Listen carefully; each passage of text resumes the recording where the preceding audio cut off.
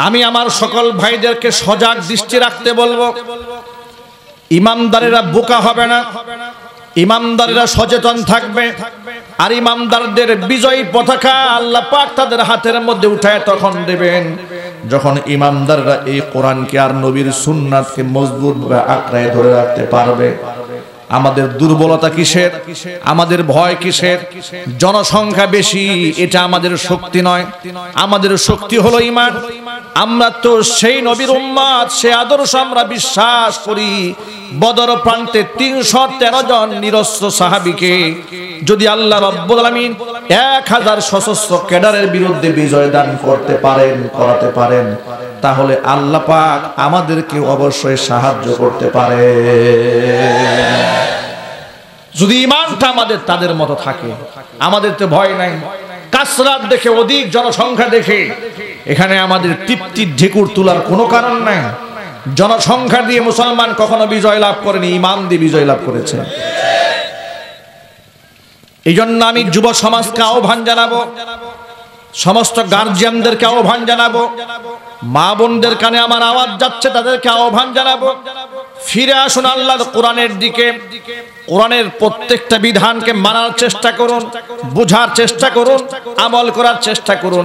এই কোরআনে আল্লাহ সুবহানাহু ওয়া তাআলা নামাজের বিধান দিয়েছেন, পুরুষরা জামাতের সাথে নামাজ আদায় করবে। এর দ্বারা কতগুলো ফায়দা দেখেন। এক হচ্ছে নামাজ হচ্ছে সুপ্রিম পাওয়ার ইবাদত, যে ইবাদত এমন একটা পাওয়ারফুল ইবাদত, ইন্নাস সালাতা তানহা আনিল ফাহশাই ওয়াল মুনকার। কোন ব্যক্তি যদি নামাজ ঠিকমতো আদায় করে, ওই নামাজ ওই ব্যক্তিকে সমস্ত অশ্লীলতা পাপাচার থেকে বাঁচাইয়া দেয়। আল্লাহর নবী সাল্লাল্লাহু আলাইহি সাল্লাম বললেন, সাহাবীরা, কার ঘরের সামনে যদি কোনো নহর থাকে, কোনো খাল থাকে, সেই নহরে যদি দৈনিক ৫ বার সে গোসল করে, তাহলে কি তার গায়ে কোনো ময়লা থাকবে? সাহাবায়ে কেরাম বললেন, নবীজি, মোটেও ময়লা থাকবে না। হুজুর বললেন, ৫ ওয়াক্ত নামাজের দৃষ্টান্তটা ঠিক তেমন, যেই ব্যক্তি ৫ ওয়াক্ত নামাজ আদায় করে, ওই ব্যক্তির গায়ে কোনো গুনাহ অবশিষ্ট থাকে না। নামাজ একদিক থেকে আমার বাহ্যিক অবস্থাকে পরিষ্কার পরিচ্ছন্ন করে, আমার আত্মাকে পাক সাফ করে। নামাজ আমাদেরকে একতাবদ্ধ হতে শেখায়, নামাজ আমাদেরকে ভ্রাতৃত্ব বন্ধনে আবদ্ধ করে, ভালোবাসার সৃষ্টি করে। চিল্লা কোন আল্লাহু আকবার। পুরুষরা নামাজ আদায় করে জামাতের সাথে মসজিদে, মহিলারা আদায় করে ঘরের ভেতরে। মহিলারা মসজিদে গিয়ে নামাজ পড়ার পারমিশন একমাত্র তখনই আছে যখন তার ঘরে নামাজ পড়ার মতো কোনো সুযোগ সে পাবে না। যেমন চলার পথে কোথাও যাচ্ছে, এমন সময় নামাজের সময় হয়েছে, কেন্দ্রীয় মসজিদগুলোর মহিলাদের জন্য আলাদা, যাতে করে আমার মা বোনরাও নামাজের সময় হলে নামাজ পড়ার সুযোগ পান। কিন্তু নারীদের জন্য উত্তম জায়গা হচ্ছে ওয়াবুয়ুতুহুন্না খায়রুল লাহুন্না, নিজের আপন ঘর হচ্ছে নারীদের জন্য সবচেয়ে উত্তম নামাজের জায়গা। চিৎকার দিয়ে বলুন আল্লাহু আকবার। মা বোনরা ঘরের মধ্যে নামাজ পড়ার বিধান আল্লাহ দিলেন, পুরুষরা পড়বেন জামাতে বাহিরে। কারণটা কি শোনেন, পুরুষের কর্মসংস্থান বাহিরে, নারীর কর্মসংস্থান হচ্ছে ঘরের ভেতরে। নারীও কাজ করার অধিকার রাখে, পুরুষও কাজ করার অধিকার রাখে। নারীর কাজের অধিকার আছে, পুরুষের কাজের অধিকার আছে। নারীর শ্রম দিয়ে টাকা উপার্জন করার অধিকার রয়েছে, পুরুষের শ্রম দিয়ে টাকা উপার্জনের যেমন অধিকার রয়েছে, ঠিক তেমন নারী যদি শ্রম দিয়ে কোনো ইনকাম করে, তাহলে সে টাকার সম্পূর্ণ মালিকানা তার, এখানে স্বামীর কোনো হাত নাই। ইসলাম তাকে অধিকার দিয়েছে। কোরআন মাজিদ বলে দিয়েছে, লিররিজালি নাসিবুম মিম্মাকতাসাবু ওয়ালিন-নিসাই নাসিবুম মিম্মাকতাসাবনা। মহিলারা যা ইনকাম করবে তার অংশটা তার, পুরুষে যারা ইনকাম করবে সেই অংশটা পুরুষের। এইভাবে মহিলাদের মালিকানার অধিকার, শ্রমের অধিকার ইসলাম নিশ্চিত করে দিয়েছে। কিন্তু ক্ষেত্র আলাদা, কর্মসংস্থান ভিন্ন ভিন্ন। নারীর যে কর্মসংস্থান যেটা হবে, পুরুষের কর্মসংস্থান সেটা হবে না, পুরুষের যেটা হবে সেটা নারীর হবে না। নারী আর পুরুষকে যদি এক বানায় দেওয়া হয়, তাহলে সেখানে বিশৃঙ্খলা সৃষ্টি হবে, যদি বলতে হবে ঠিক কিনা। আজকে সমাজের তথাকথিত সুশীল এবং তথাকথিত নারীবাদেরা সমাজের মধ্যে মিষ্টি একটা কথা বলে, নারী পুরুষ সমান অধিকার, বলে কিনা? কথা বলেন আপনারা? আচ্ছা আপনারা বলেন, নারী পুরুষ কি সমান অধিকার, এই কথাটি কি ঠিক? যদি বলেন নারী আর পুরুষ বাদ দেন, পুরুষে পুরুষ কি সমান অধিকার হতে পারে? উদাহরণ দিয়ে বলি, বাবার অধিকার আর ছেলের অধিকার সমান, শিক্ষকের অধিকার ছাত্র অধিকার সমান, অফিসারের অধিকার আর সামান্য কর্মচারীর অধিকার সমান, বাবার অধিকার ছেলের অধিকার সমান, বড় ভাইয়ের অধিকার ছোট ভাইয়ের অধিকার সমান।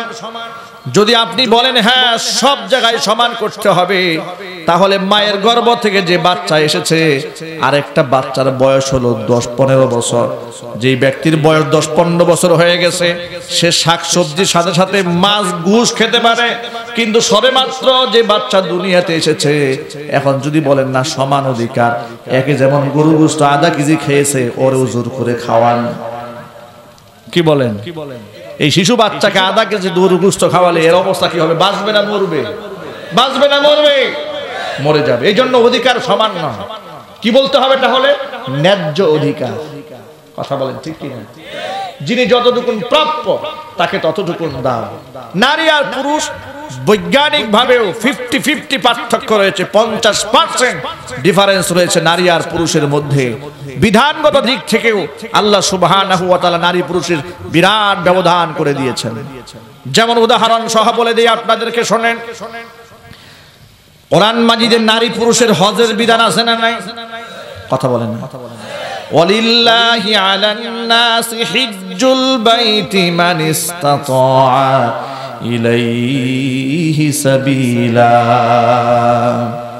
হজ করার সামর্থ্য যার আছে অবশ্যই তার হজে যেতেই হবে, বাইতুল্লাহতে হাজিরা তাকে দিতেই হবে, আরাফার ময়দানে তাকে যেতেই হবে। আমার নবীজি বলেছেন, হজ ফরজ হওয়ার পরে যদি কেউ হজ না করে মারা যায়, সেই ব্যক্তি ইহুদি হইয়া মারা গেল না খ্রিস্টান হইয়া মারা গেল আমি নবী জানি না। এই জন্য আল্লাহ পাক যৌবনকালে আমাদেরকে খুব দ্রুত সামর্থ্য হলে হজ করার তৌফিক দান করেন। হজ করার নিয়ত আছে তো ইনশাআল্লাহ? নিয়ত আছে কার কার? হজে যাওয়ার নিয়ত আছে কার কার? মাশাআল্লাহ, আলহামদুলিল্লাহ। আল্লাহ তুমি সকলকে কবুল করে নাও। হাত নামান। পুরুষের হজ ফরজ হলে পুরুষ হজে চলে যাবে, নারীর হজ ফরজ হলে নারী হজে যাবে, তবে শর্ত সাপেক্ষে। মাহরাম পুরুষ ছাড়া এই নারী হজে যেতে পারবে না। মাহরাম পুরুষ তার বাবা, তার ভাই, তার স্বামী, তার ছেলে, এগুলো ছাড়া একজন মা, একজন নারী তিনি হজে যেতে পারবেন না। আচ্ছা, মাহরাম পুরুষ ছাড়া যদি হজের মতো ফরজ বিধানে একজন নারী অংশগ্রহণ করতে না পারে, তাহলে মাহরাম পুরুষ ছাড়া বিদেশ সফর করা মনে হয় জায়েজ আছে নাকি? ইদানিং অসংখ্য নারীরা বিদেশ যাচ্ছে, যায় না? বাংলাদেশ থেকে যাচ্ছে কিনা? তার সাথে কোনো পুরুষ গার্জিয়ান যাচ্ছে না, নারীরা চলে যাচ্ছে। হাজার হাজার নারীরা কর্মসংস্থানের আশায় নিজের দেশ ছেড়ে বিদেশ পাড়ি জমিয়েছে। বিনিময়ে কি হয়েছে? নারীরা কতটুকু প্রফিটেবল হয়েছে, লাভবান হয়েছে? বরং সৌদি আরবের মতো দেশে, যেখানে বাংলাদেশ থেকে নারীরা গিয়েছে গৃহকর্ত্রী হিসেবে, সেখানে গিয়ে তারা কি পরিমাণ নির্যাতিতা হয়েছে, নিষ্পেষিতা হয়েছে, নিজের ইজ্জত, নিজের সম্ভ্রমকে তারা কিভাবে হারিয়ে ফেলেছে, এই দৃশ্যটা আপনাদের অজানা থাকার কথা নয়। ইসলাম হচ্ছে সেই প্রাকৃতিক জীবন ব্যবস্থার নাম। পৃথিবীর সমস্ত অন্যায়ের বিরুদ্ধে কথা বলে ইসলাম। চিৎকার দেখুন আল্লাহু আকবার। নারীদের সাথে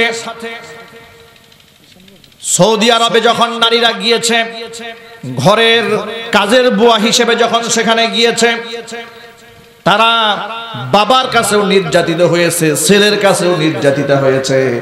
এমন ডকুমেন্টারি এখনো পর্যন্ত সংবাদ মিডিয়াতে পাওয়া যায়। এই জন্য যারা ঘরের বউকে বিদেশ পাঠান, যারা মেয়েকে বিদেশ পাঠান, একটু সাবধান হন। আপনার স্ত্রী, আপনার মেয়ে কিয়ামতের মাঠে তার ব্যাপারে আপনাকে আল্লাহর কাছে জবাব দিতে হবে। বউর কামাই খাওয়ার জন্য বিদেশ পাঠিয়ে দিলেন। এই বউ কি করে টাকা ইনকাম করেছে একটু খবর নিয়েছেন? আপনি জানেন না সে দাসীর মতো খেটে জীবনও দিয়েছে, যৌবনটাকেও শেষ করে দিয়েছে। চিল্লায় বলতে হবে ঠিক কিনা? হ্যাঁ, কোন জায়গায় নারীরা কিছু সম্ভ্রম পেয়েছে, ইজ্জত পেয়েছে, সেটা ভিন্ন জিনিস। কিন্তু তারপরে তার পারমিট নাই, তার পারমিশন নাই। মাহরাম পুরুষ ছাড়া সফর পরিমাণ দূরত্বে নারী যেতে পারবে না। হজের মতো পবিত্র বিধানে যদি অংশগ্রহণ করতে না পারে মাহরাম পুরুষ ছাড়া, চাকরি করার জন্য বিদেশ যান কেন? কে আপনাকে ধোঁকায় ফেলেছে? নারী উন্নয়নের নামে নারীদেরকে দেহ ব্যবসায়ী বানানো হচ্ছে। জোরে বলো ঠিক কিনা?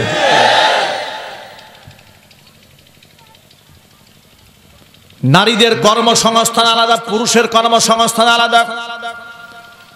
এজন্য ইসলাম পার্টিশন করে দিয়েছে, পর্দার বিধান দিয়েছে। আমি তো মনে করি ঘরের ভিতরে একজন মা, একজন স্ত্রীর যে জিম্মাদারি রয়েছে, স্ত্রী যদি সে ঘরের জিম্মাদারি ঠিকঠাক মতো আদায় করে তাহলে তো তার শ্বাস ফেলার সুযোগ পাওয়ার কথা নয়। ঠিক কিনা? বাহিরে যাবে কখন? বরং এই স্ত্রীর দায়িত্ব ছিল স্বামী যখন বাহিরে কাজ করে পরিশ্রম করে ক্লান্ত পরিশ্রান্ত হয়ে ফিরেছে, ঘরে এসে দেখবে স্ত্রী তার রুমটা পরিপাটি করে রেখেছে, সন্তানদের দেখভাল করেছে। স্বামী ক্লান্ত হয়ে এসছে, স্বামীকে একটু বাতাস করবে, একটু পানি পান করাবে, তার পাশে গিয়া বসবে, তার ঘাম মুছে দেবে। এতটুকু সেবা স্ত্রীর কাছ থেকে স্বামীর পাওয়ার কথা ছিল। এখন স্বামীও চাকরি করে, বউ চাকরি করে, দুইজনে চাকরি করে বাড়ি ফিরে এসছে, কার মশারি কে টানায়? কথা কন ঠিক কিনা? দুজনের মেজাজ 144 উঠে দিচ্ছে। কার মশারি কে টানাবে? লাগছে ঝগড়া। বলে রান্না তুমি করো, বলে আমার দ্বারা সম্ভব নয়, তুমি রান্না করো। চাকরি তুমিও করো, চাকরি আমিও করি। এরপরে এখানে শেষ নয়, যারা নারী চাকরি করে পর পুরুষের অধীনে, দেখবেন মন মেজাজ যতই খারাপ থাকুক না কেন স্যারের কাছে গিয়ে একটা ভেটকি মারতেই হয়। কথা বলে না কেন? স্যারের সামনে হাসি না দিলে চাকরি থাকবে? থাকবে না। প্রমোশন হবে? প্রমোশন হবে না। ওই কলিগ অফিসারের কাছে অত্যন্ত প্রিয়, যিনি তার সব সময় আজ্ঞাবহ হয়ে থাকে, সব সময় অধীনস্থ হয়ে থাকে, তার ওয়ার্ডার ফলো করেন। আমরা যখন এগুলার বিরুদ্ধে বলি যে নারী পুরুষের কর্মসংস্থান করে দেন ভিন্ন ভিন্ন, পার্টিশন থাকবে, যেখানে নারীর কর্মসংস্থান পুরুষ এন্ট্রি নিষেধ, যেখানে পুরুষ থাকবে সেখানে নারী এন্ট্রি নিষেধ, এটা যখন আমরা বলি তখন বামপন্থী ওরা আমাদেরকে শিক্ষা দেয়, আমাদেরকে বলে যে এরা চায় না নারীদের উন্নয়ন হোক, এরা নারীদেরকে শুধু পিছায় রাখতে চায়, আমরা নারীদেরকে এগিয়ে দিতে চাই। এগিয়ে দিতে দিতে জামা কাপড় সব খুলে ফেলেছে। এগিয়ে দেওয়ার নামে তোমরা নারীদেরকে বাজারের পণ্য বানিয়েছো, এগিয়ে দেওয়ার নামে মুসলিম সভ্যতাকে ভেঙে দেওয়ার ষড়যন্ত্র চালাচ্ছ, এগিয়ে দেওয়ার নামে তোমরা বুরকার বিরুদ্ধে টকশো করো কিন্তু হাফ প্যান্ট পরা মহিলার বিরুদ্ধে টকশো করো না। তোমরা দাড়ির বিরুদ্ধে টকশো করো কিন্তু এই পহেলা বৈশাখের নামে কিংবা বিশ্ব বেহায়া দিবসের নামে নারী পুরুষ অবাধ যৌনতা করছে, মেলামেশা করছে, এদের বিরুদ্ধে তোমাদের কোনো টকশো হয় না, এদের বিরুদ্ধে তোমার কোনো বক্তব্য থাকে না। আমি গত দুদিন আগে 14ই ফেব্রুয়ারিতে মাহফিল ছিল আমার কুমিল্লাতে, রাত 1:45 বাজে ঢাকাতে খিলগাঁও ফ্লাইওভার আমি ক্রস করছি, রাত 1:45টার দিকে দেখলাম নারী পুরুষ সেখানে মোটরসাইকেল শোভাযাত্রা করে। রাত 1:45 বাজে বয়ফ্রেন্ডের সাথে মোটর বাইক শোডাউন করছে। এরা কেমন মায়ের সন্তান, কেমন ঘরে এদের জন্ম হয়েছে? এ সমস্ত মহিলারাই ধর্ষিতা হয়ে রাস্তায় রাস্তায় পড়ে থাকে। চিল্লায় বলতে হবে ঠিক কিনা? এজন্য আমি সকল ভাইদেরকে বলি, ভাইয়েরা আমার, যাদের ঘরে মেয়ে আছে, যাদের ঘরে মা আছে, আমরা কেউ মঙ্গল গ্রহ থেকে আসি নাই, আমরা মায়ের গর্ভ থেকে দুনিয়াতে এসেছি। মা হচ্ছে সর্বোচ্চ সম্মানের জায়গা। জোরে বলতে হবে ঠিক কিনা? আমার ঘরে মা আছে, আমার ঘরে মেয়ে আছে, আমার ঘরে স্ত্রী আছে, তাদের সম্মান তাদের ইজ্জত, তাদের সম্ভ্রম টেকেল দেওয়ার দায়িত্ব আল্লাহ পাক আমাকে দান করেছেন। কোরআন মাজিদে আল্লাহ সুবহানাহু ওয়া তাআলা বলে দিয়েছেন, আর রিজালু কাওয়ামুনা আলান নিসা। পুরুষরা হচ্ছে নারীর উপর কর্তৃত্বশীল। এই কর্তৃত্ব মানে দাস দাসীর মতো ব্যবহার করবে তা নয়। কর্তৃত্ব মানে তাকে টেক কেয়ার করবে, তাকে হেফাজত করবে, তাকে দেখাশোনা করবে, তার ইজ্জত এবং সম্ভ্রমের পাহারাদারি করবে। চিল্লা এখন আল্লাহু আকবার। কিছুদিন আগে ফেসবুকে একটা ছবি দেখেছিলাম, এক বৃদ্ধ বাবা তার স্ত্রীকে নিয়ে বুরকা পরিহিতা, পায়ের মধ্যে একদম স্যান্ডেল, কম দামি স্যান্ডেল, পন স্যান্ডেল পরা। এ দ্বারা বোঝা যায় তিনি কোনো উচ্চবিত্ত ঘরের মানুষ নন, মধ্য পর্যায়েরও নন, সমাজের এখন নিম্নবিত্ত মানুষ। স্ত্রীকে নিজের হাতে হাত ধরে রাস্তায় হেঁটে পার করে দিচ্ছে। একজন বলছে, তাকায় দেখো, স্ত্রী আপাদমস্তক বুরকায় ঢাকা, একদম বয়সের ভারে কুজো হয়ে গিয়েছে, স্ত্রী হাত ছাড়ছে না। এটাই হচ্ছে রিজাল কাওয়ামুনা আলান নিসা। আপনার স্ত্রী, আপনার মেয়ে, তাদের ইজ্জতকে ট্যাকেল দেওয়ার জন্য আল্লাহ পাক আপনাকে পাহারাদার বানিয়েছে, আর আপনি বলগাহীন করে ছেড়ে দিয়েছেন। এটাকে আমি আমার ভাষায় উদাহরণ দিয়ে এইভাবে বলি, রিক্সা যখন চলে, সাইকেল যখন চলে, মোটর সাইকেল যখন চলে, ভিতরের টায়ার এবং টিউব দুটো থাকে একসাথে চাকার মধ্যে, ঠিক কিনা? টায়ার চেনেন তো? কি টায়ার নরম থাকে না শক্ত? টিউব নরম না শক্ত? নরম থাকে। নরম টিউব ভেতরে থাকে, শক্ত টায়ার বাহিরে থাকে। নারী পুরুষের উদাহরণটা টায়ার এবং টিউবের মতো। টায়ার যদি বলে এই টিউবের কোনো দরকার নাই, আমি একাই চলবো, এই চাক্কা ঘুরবে, চাক্কা ঘুরবে, রিং বাঁকা হয়ে যাবে। টিউব যদি বলে থাকবো না তো বদ্ধ করে দেখবো এবার জগৎটাকে, টায়ার তুমি সরে দাঁড়াও। টায়ারটাকে সরাই দিয়ে এবার মাঝখান থেকে টিউব বের হয়েছে, একটা ঘুরান দিতে না দিতে এদিকে তার কাটা ঢুকছে। কথা বলতে হবে, এদিকে গুটা সেদিকে গুটা, চতুর্দিকে গুটা খেতে খেতে এখানে টিউবের কাম সারা হয়ে গেছে। জোরে বলেন ঠিক কিনা? তাহলে এই চাকা ঘুরতে হলে উভয়ের সহযোগিতা লাগবে, টায়ার লাগবে, টিউব লাগবে। টিউবের কাজ হচ্ছে ভেতর থেকে শক্তি সঞ্চার করবে, আর টায়ারের দায়িত্ব হচ্ছে সমস্ত ঘাত প্রতিঘাত আঘাত সব নিজের গায়ে নিয়ে বরদাস্ত করে ভিতরের টিউবকে হেফাজত করবে। নারী আর পুরুষকে আল্লাহ সুবহানাহু ওয়া তাআলা এভাবেই তৈরি করেছেন। পৃথিবী নামক এই জীবন পরিচালিকা এভাবেই চলতে থাকবে। নারী আর পুরুষের এই টায়ার টিউবের মতো ভেতর থেকে নারী তার স্বামীকে শক্তি সঞ্চার করবে, আর এদিক থেকে পুরুষ তাকে পাহারা দেবে। যত ঘাত আসবে, প্রতিঘাত আসবে, সব নিজের গায়ে নেবে, স্ত্রীর গায়ে, কন্যার গায়ে একটা আঘাত দিতে দেবে না। চিল্লাকো আল্লাহু আকবার। কিন্তু দেখা যাচ্ছে আজকে স্বাধীনতার নামে, সমান অধিকারের নামে নারীরা খুলস মুক্ত হয়ে বের হয়েছে। আরেকটা উদাহরণ দেওয়া যায়, কচ্ছপ চেনেন আপনারা? কচ্ছপ চেনেন না? এই সুনামগঞ্জের ভাষায় কি বলে? কচ্ছপকে কচ্ছপই বলে। দেখবে কাট্টুয়া, আচ্ছা কাট্টুয়া বলে, এই কাট্টুয়া বলে, কচ্ছপ বলে। দেখবেন কচ্ছপকে আল্লাহ সুবহানাহু ওয়া তাআলা কুদরতি একটা প্যাকেট দিয়েছে শরীরে। কচ্ছপ পুরা মাথাটা বডির মধ্যে ঢুকায় ফেলে। দেখেছেন না কচ্ছপ? মাথা খুঁজে পাবেন না আপনি। যখন মারতে যাবে দেখবেন পা মাথা পুরোটা তার একটা শক্ত কাবারের মতো প্যাকেটের মতো আছে, ঢুকাই ফেলবে। এখন এই কচ্ছপ যদি বলে না আমি এই কাবার নিয়ে থাকবো না, এই প্যাকেট নিয়ে থাকবো না, এক কচ্ছপ তার খুলস বের হয়ে উপরে চলে আসছে। এবার খুলস বের হয়ে তার প্রোটেকশন বাদ দিয়ে যখন সে বের হয়েছে স্বাধীনতার নামে, মুক্ত আকাশের নিচে যখন সে ঘুরে বেড়াচ্ছে, এখন পিটানি কি একটাও মাটিতে পড়বে?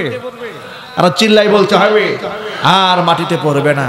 আজকে বর্তমান সমাজে নাস্তিক এবং মোর্তাদ আর তথাকথিত সুশীল সমাজ আর চেতনাবাজদের চেতনায় যারা উদ্বুদ্ধ হয়ে যে নারীরা তার ইসলামিক চিন্তা চেতনা কৃষ্টি কালচারের যে বুরকার যে পর্দার বিধান ছিল তা ছেড়ে দিয়ে জিন্সের প্যান্ট পরে শার্ট পরে টি শার্ট পরে রাস্তায় বের হয়েছে, তারা নিরাপত্তার রক্ষা কবচ হারিয়েছে, তার চতুর্দিক থেকে ঘাত প্রতিঘাত তারা বরদাস্ত করতে হচ্ছে। চিল্লায় বলো ঠিক কিনা? ধর্ষণ ব্যভিচার এদের কারণে বেড়ে চলছে। আল্লাহ সুবহানাহু ওয়া তাআলা নারীদেরকে নামাজের নির্দেশ দিলেন ঘরে, পুরুষরা করবে বাহিরে। কারণ পুরুষের কাজের জায়গা হলো বাহিরে, নারীর কাজের জায়গা হলো ঘরের ভেতরে। ফায়দাটা কি শোনেন? ঘরের মধ্যে মা যখন নামাজে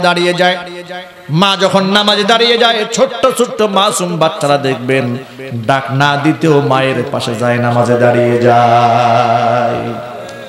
মা যখন রুকুতে যায় বাচ্চাটাও রুকুতে যায়, মা যখন সিজদায় চলে যায় বাচ্চাও তখন সিজদায় চলে যায়।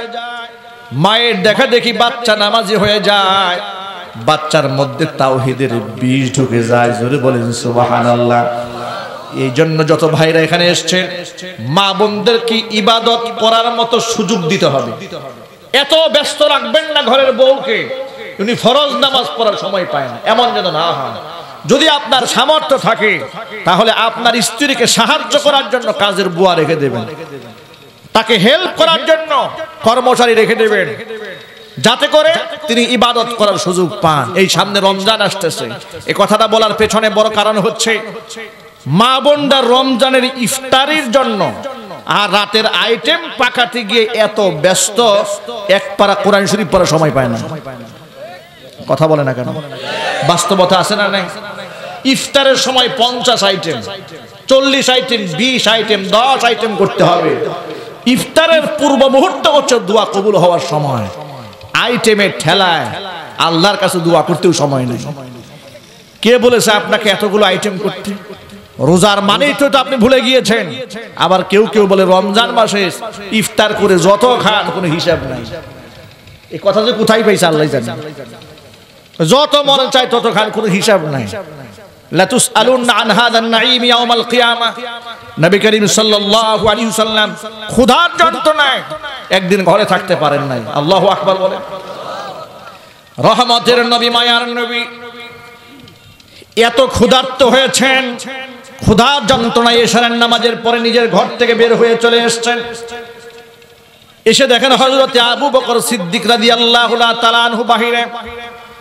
আবু বকরকে ডাক দিলেন, আবু বকর কোন জিনিস আপনাকে ঘর থেকে বের করেছে? মা আখরাজাকা ইয়া আবা বকর, ঘরের বাহিরে কেন? রাতের বেলায় তো আপনার বাহিরে থাকার কথা নয়। আবু বকর বলছে, নবীজি ক্ষুধার যন্ত্রণায় আমাকে ঘরে থাকতে দেয় নাই। তাকাই দেখেন হযরত উমর বের হয়ে গেছে। উমর রাদিয়াল্লাহু তাআলা আনহুকে জিজ্ঞেস করলেন, উমর ওয়া মা আখরাজাক, কে তোমাকে ঘর থেকে বের করেছে? ওমর রাদিয়াল্লাহু তাআলা আনহু বলছেন, নবীজি ক্ষুধার যন্ত্রণায় ঘরের মধ্যে থাকতে পারে নাই।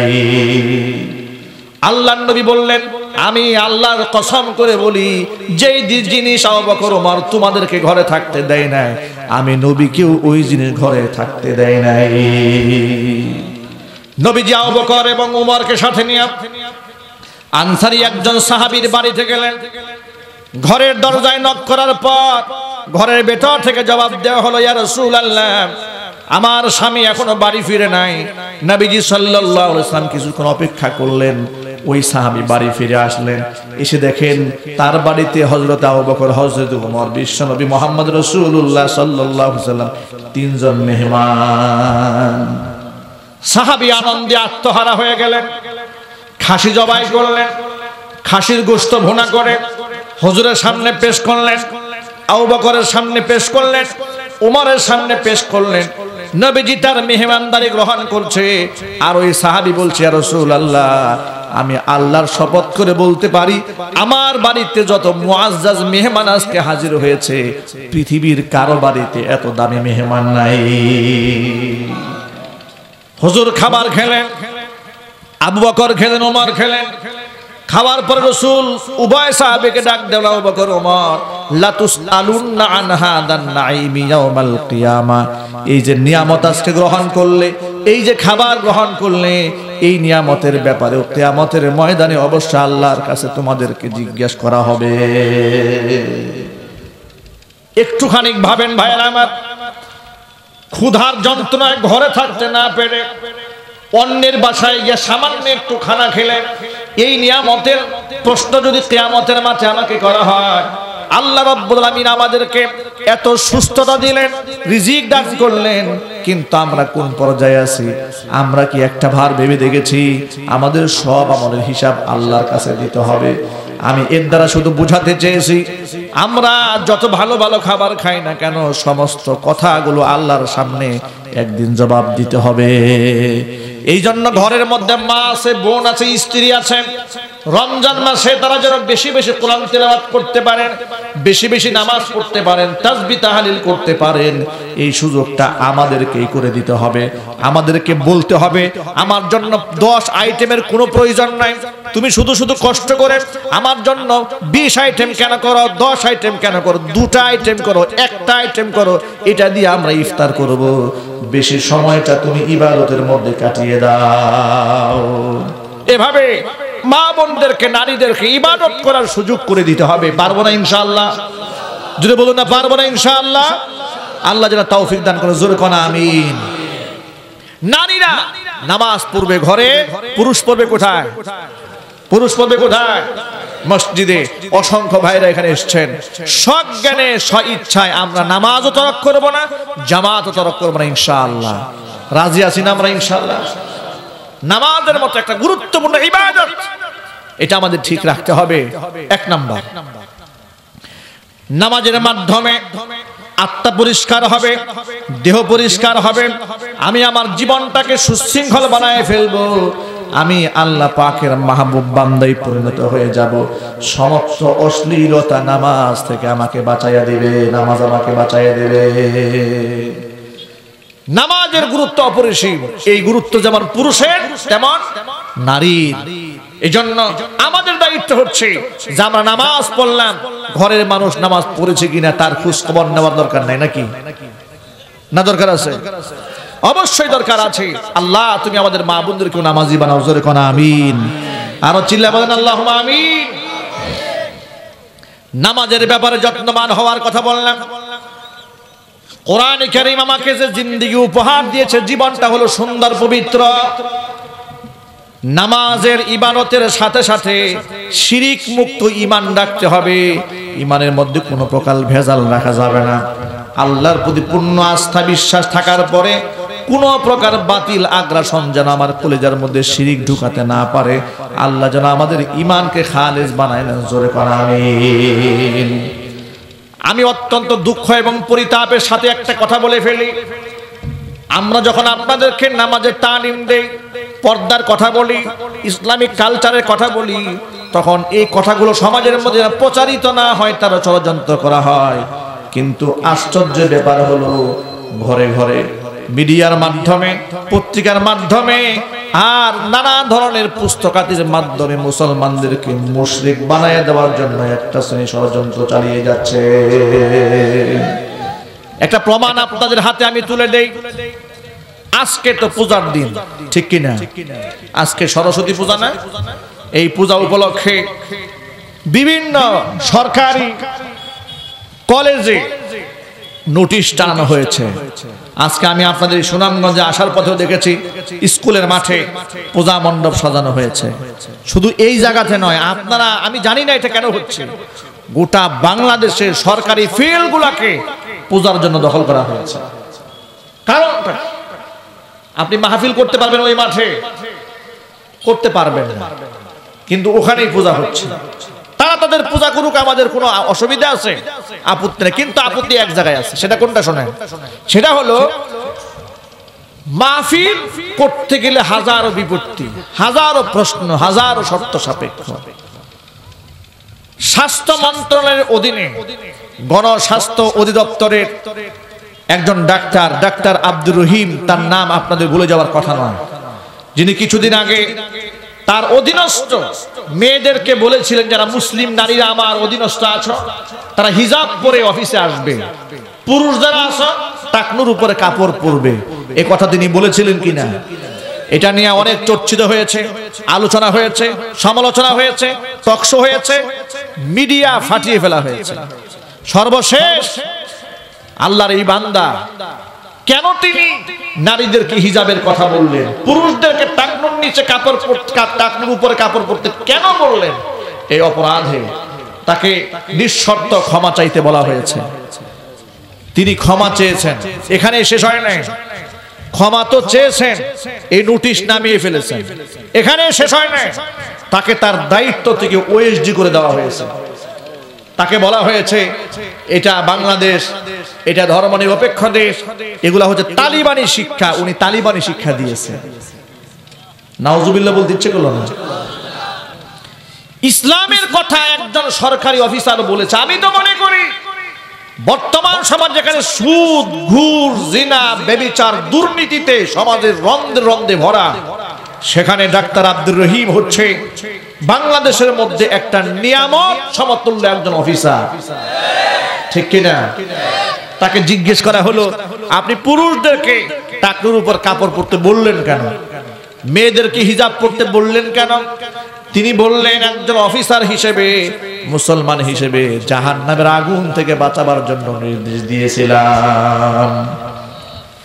এই অপরাধে তাকে তার চাকরি থেকে ওএসডি করা হয়েছে। কেন তিনি সুন্নতের কথা বললেন, চাকরি থেকে ওএসডি করা হলো। কিন্তু মাত্র দুদিন আগে লক্ষ্মীপুর সরকারি কলেজের অধ্যক্ষ তিনি আরেকটা নোটিশ জারি করেছেন তার কলেজে। সেখানে লেখা হয়েছে, এত দ্বারা জানানো যাচ্ছে যে আগামী, আজকে কয় তারিখ? 16 তারিখ, 16/2/2021 রোজ মঙ্গলবার, সরস্বতী পূজা। এই দিনে স্কুলের সমস্ত কর্মচারী, কর্মকর্তা, শিক্ষক, ছাত্র ছাত্রী সংশ্লিষ্ট সকলকে স্বাস্থ্যবিধি মেনে পূজায় উপস্থিত হওয়ার জন্য অনুরোধ করা হলো। আমার কাছে এই নোটিশটা আমার কাছে আছে, আমি এই নোটিশটা সংগ্রহ করেছি।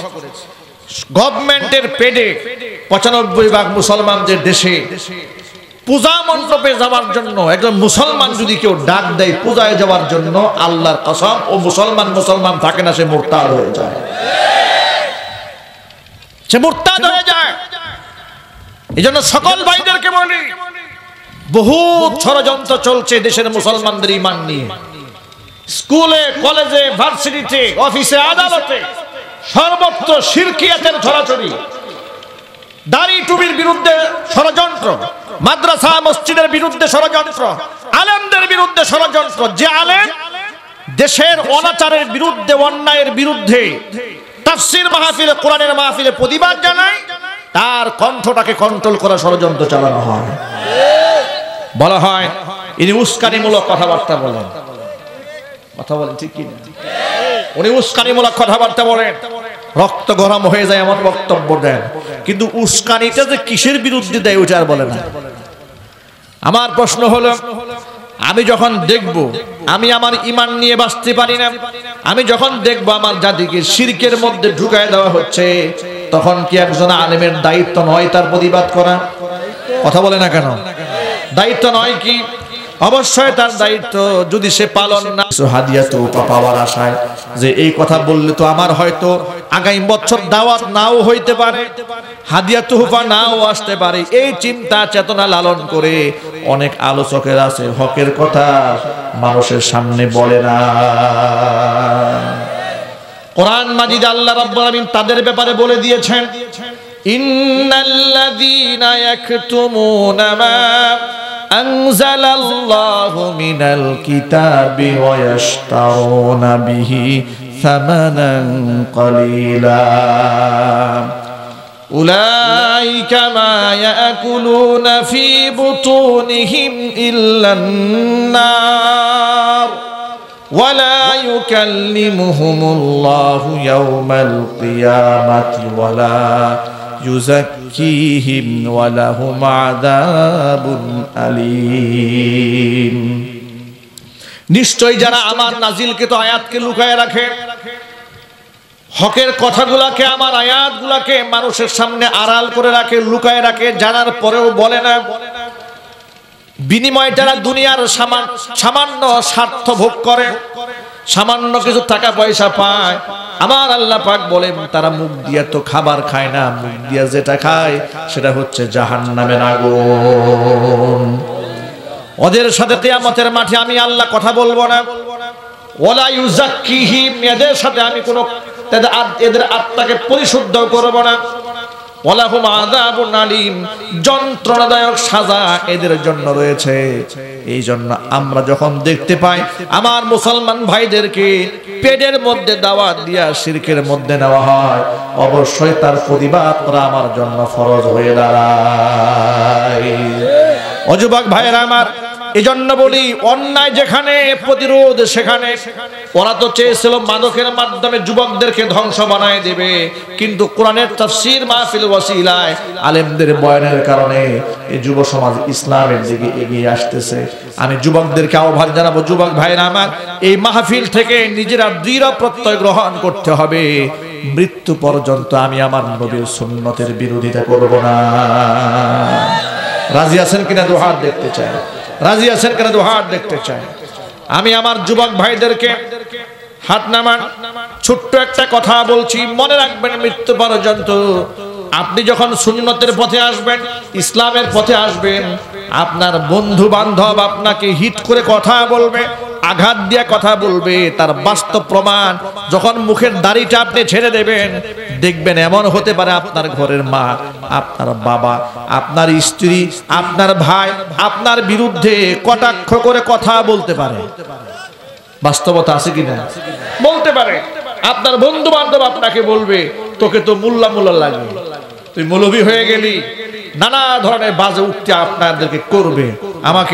আমার এক কাছের বন্ধু আছে, মুখে দাড়ি ছিল না, আমার কাছে কিছুদিন যাতায়াত করার পরে মুখে দাড়ি রেখেছে, নামাজ পড়ে, প্রায় সময় ফোন দিয়ে বলে হুজুর কি বিপদে আছি। এলাকার মধ্যে নেতৃত্ব স্থানীয় ব্যক্তিবর্গ প্রায় সময় আমাকে বলে কি তুই আবার কোন জঙ্গি দলে টলে যোগ দিলি নাকি? নাউজুবিল্লাহ, আসতে বলে ভাবে। এই অভিজ্ঞতা যারা ইয়াং জেনারেশন তাদের অনেকের আছে, মুখে দাঁড়িয়ে রাখতে শুরু করেছে, বাস কথার আঘাত শুরু হয়েছে। আমি তাদের জন্য একটা ছোট্ট সবক শোনাচ্ছি হাদিস থেকে। রাসূলের একজন বয়োজ্যেষ্ঠ সাহাবী, নাম হচ্ছে সালমান ফারসি রাদিয়াল্লাহু তাআলা। তিনি একবার বিদেশি মেহমানের সাথে এক দস্তরখানায় খাবার খেতে বসলেন। খাবার খাচ্ছিলেন, এমন সময় হাতের লুকমার একটা অংশ হাত থেকে পড়ে যায়।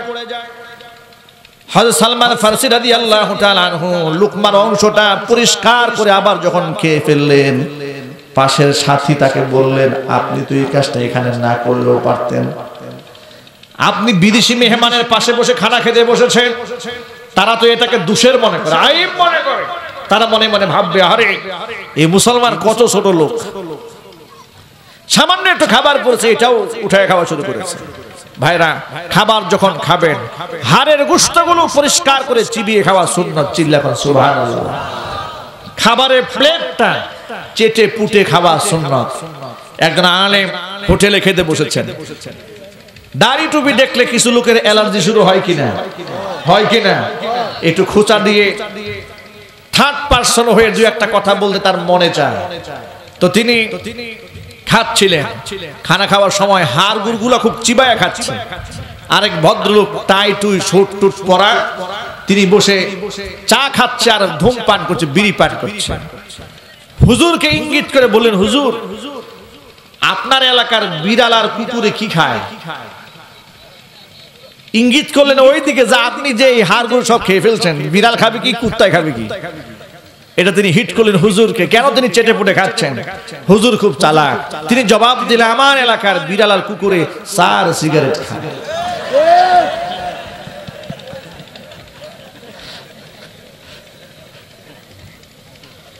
প্রিয় ভাইরা আমার, লোকটা কোন ভাষায় কি বলবে এখন মান সম্মান নিয়ে দৌড় দেওয়ার প্রশ্ন উঠেছে। যে আমার এলাকার বিড়াল আর কুকুরে চার সিগারেট খায়। প্রিয় ভাইরা, সালমান ফারসি রাদিয়াল্লাহু তাআলা আনহু খেতে বসেছেন, লুকমা পড়েছে, তিনি উঠায় খেলেন। পাশের লোক বললেন এটা না করলেও পারতেন। লোকেরা বলবে আপনি ছোট লোক, আপনি খাবার উঠিয়ে খেলেন। সালমান ফারসি রাদিয়াল্লাহু তাআলা আনহু কি চমৎকার জবাব দিলেন। তিনি বলছেন আ'আতরুকু সুন্নাতা হাবিবি সাল্লাল্লাহু আলাইহি ওয়াসাল্লাম লিহাউলাইল হুমাকা। এই সমস্ত বেওকুফ আর নাদানদের কারণে কি তাদের খুশি করার জন্য আমি আমার হাবিব আমার নবীর সুন্নতকে ছেড়ে দেব নাকি? হ্যাঁ, এই সমস্ত বেওকুফদেরকে খুশি করার জন্য আমার রাসূলের সুন্নাহকে আমি ছেড়ে দেব? আল্লাহু আকবার। গোটা পৃথিবীর সমস্ত মুসলিমদের জন্য শিক্ষা রয়েছে যে আমাকে কে রাজাকার বললো, কে মৌলবাদী বলেছে, কে আমাকে আল বদর আল শামস বললো, আর এতে আমার দাড়ি কামায় ফেলবো, কি আমি পাগল ছাগলের কারণে ইসলাম ছেড়ে দেব নাকি? যুবক ভাইরা, এই জন্য আসুন সুন্নাহর উপর প্রতিষ্ঠিত হয়ে যায়। পারবো না ইনশাআল্লাহ? বিজয় আমাদের হাতে আসবে, শর্ত দুইটা। শর্ত দুইটা। কোরআনে ছাড়া যাবে না, রাসূলের হাদিস ছাড়া যাবে না, সুন্নাতকে বাদ দেওয়া যাবে না। প্রত্যেকটা কদমে কদমে রাসূলের সুন্নাহকে প্রতিষ্ঠিত করতে হবে, বেদাতকে না বলতে হবে, বেদাত ধ্বংস করতে হবে, সুন্নাতকে জিন্দা করতে হবে। সমাজের মধ্যে অসংখ্য কুসংস্কার ঢুকে গেছে। মানুষ যখন মারা যায় চতুর্পার্শ্বে কোরআন শরীফ নিয়ে লোকেরা বসে ঝুলে ঝুলে পড়া শুরু করেছে। কি আশ্চর্য ব্যাপার! এই মরা মানুষকে কোরআন শোনায় লাভটা কি বলেন আপনারা? কোরআন কি মরা মানুষকে শোনাবার জন্য আল্লাহ নাজিল করেছে? জিন্দা থাকা অবস্থায় কোরআন পড়ে নাই, কোরআন ধরে নাই, কোরআন যে পড়ছে এর মৌলবাদ বলে গালি দিচ্ছে। আর এখন মরার পরে তার চতুর্পার্শ্বে কোরআন দিয়া ঝুলে ঝুলে পড়ানো শুরু হয়েছে। কোনো ফায়দা হবে না। এজন্য সকল ভাইদের প্রতি উদাত্ত আহ্বান থাকবে, আল্লাহর কিতাব রাসূলের সুন্নাহকে জীবনের অবলম্বন যদি বানাতে পারি, ইনশাআল্লাহ বিজয় পতাকা আমাদের হাতে আল্লাহ উঠায় দেবেন। আল্লাহ যেন তৌফিক দান করে, জোরে কোন আমিন। আল্লাহ রাব্বুল আলামিন আমার যুবক ভাইদেরকে ইসলামের পথে এগিয়ে আসার তৌফিক দান করেন। আল্লাহ পাক আমার মা বোনদেরকে শরঈ পর্দা মেইনটেইন করার তৌফিক দান করেন। অধীনস্থ ব্যক্তিদেরকে আমরা শরঈ পর্দা করাতে পারি, নামাজে তালিম দিতে পারি, তারবিয়াত দিতে পারি। আল্লাহ তুমি সেই তৌফিক আমাদের সকলকে দান করো।